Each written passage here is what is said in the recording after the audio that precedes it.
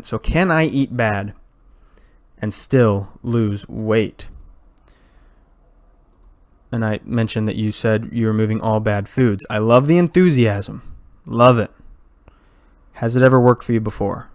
Have you ever kicked out all bad foods and never gone back to the bad foods? Or every once in a while gone back to the bad foods? Was there guilt associated with that whenever you went back and then you quit and you fell off? And if you've never tried this before, ask yourself how many people have tried this before and failed. It is typically not sustainable to kick out all bad foods. Now, I just want you to be careful. I don't want you to hurt yourself. So it's better to learn to live with those foods. There are foods, I don't want to phrase anything as bad. It is a calories in, calories out thing. But there are foods that are going to help you tremendously lose weight, and foods that are going to be very hard to lose weight when they're in your house. Ding dongs, ho-hos, and all those high calorie packed sweets. Eating a lot of fatty pork, sausage, things like that, cheese, high fat cheese. These things, I'm not saying that, just eat them, it's fine. Eat what you want. That was if it fits your macros. I'm not necessarily saying if it fits your macros. It's not terrible. You will lose weight if you can do that. But I want you to learn to live with these foods. That means taking something delicious that you love. Make sure my hand's still on camera. Take something delicious that you love, bring the calories down, and make it almost as delicious. Greg Doucette's protein ice cream is a perfect example.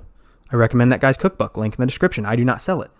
I don't get anything for that. So I'm doing that because I really think it's going to help you.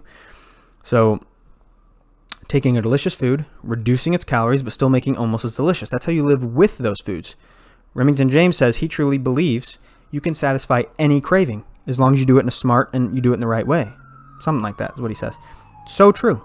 You can satisfy any craving. If you're craving cookies, oh my God, you like cookie dough? There are anabolic cookie dough recipes, man, that are fire. Look them up. You can learn to live with them. But you can also directly learn to live with those foods. What I mean by that, cheese sticks or something. I don't know why cheese sticks always come to mind. Cheese sticks. Go have some cheese sticks every once in a while. And the key to that, and I bet I say it here, but just in case I don't want to click. The key to that is logging your food. If you have 500 calories left for the day and these fries are 520 calories, go 20 calories over. As long as it's not, it takes practice. It takes practice to do that and get right back on the horse. But the very next day, what is 20 calories over? You were probably at a 500 calorie deficit. You're still losing weight. You're going to be carrying water weight the next day, but it's not a big deal. Allow yourself to eat these foods. From time to time, you can directly eat the food. Instead of making an alternative, you can go have the food. Go have some fast food. Now, I bet you'll get to a point where you won't want to, because these foods are almost as good and you get the benefits of exercise, fitness, health, and not feeling guilty. You get all of that together. I bet you won't even want it anymore. And you'll feel kind of icky whenever you eat that other stuff because it's bringing your body down. You want to fuel your body. The Bible says your body is God's temple. And you will get to the point where you don't even want those things. But you can still have those things. I still have those things from time to time. So it's better to learn to live with them, not to kick them out.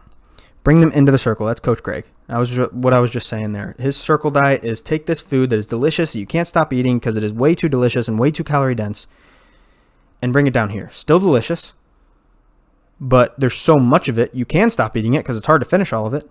It's filling, and it satisfies that craving because it is 85% is good, which is plenty.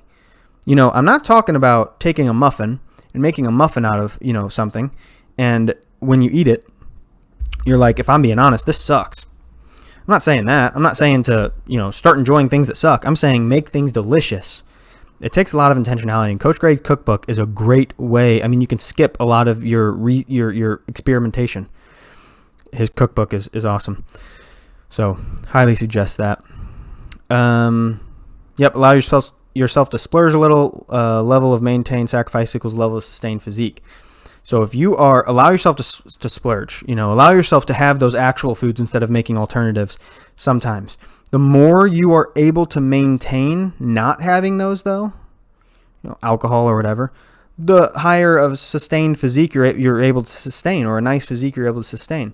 But being 85% of what you think you want, 90% of what you think you want, and still having some of those foods, I bet you're going to be perfectly happy. You're going to love your body. You're going to love the way you look. You're going to love your health. And you still get to have some of those foods. and it's a win-win. Now, you might want to look even better, and then your sacrifice has to increase. Are you able to sustain that? If possible, do it. Sustain it. You go. Get it. But just keep in mind, 90% of what you think you want your body to look like is probably going to be awesome. And then you get to have some beer still. And then you get to have, a cheesecake every once in a while. And then you get to make all of Coach Greg's recipes. I mean, he has like hundreds in there. I don't know, maybe 100. And you get, you can have all these things and live just you don't feel like you're sacrificing at all. And you can maintain that physique forever. And you can maintain this diet forever. It's a win-win.